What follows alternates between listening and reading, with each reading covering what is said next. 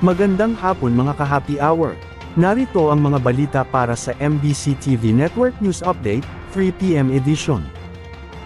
Sa MBC TV Weather Update, napanatili ang bagyong Christine ang lakas nito, habang kumikilos pa kanluran-timog-kanluran sa West Philippine Sea. Ayon sa Pag-asa as of 11 AM, huling namataan ang bagyo sa layong 870 km, silangan ng Eastern Visayas. Taglay nito ang lakas ng hanging aabot sa 55 km per hour malapit sa gitna, pagbugso na hanggang 70 km per hour, at kumikilos sa bilis na 30 km per hour. Sa ngayon, nakataas ang Signal Number 1 sa mga sumusunod na lugar, dahil sa bagyo.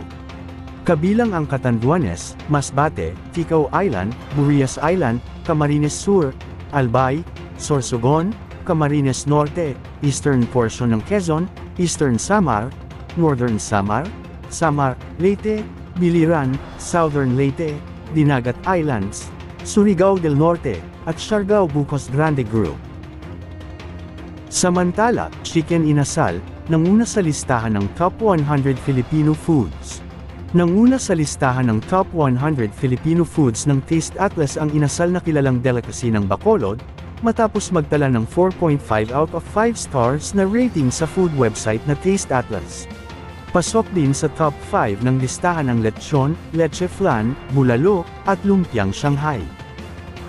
At yan ang mga balita para sa MBC TV Network News Update, 3 PM edition. Abangan ang mga susunod na balitaan mamaya, para sa 4 PM edition.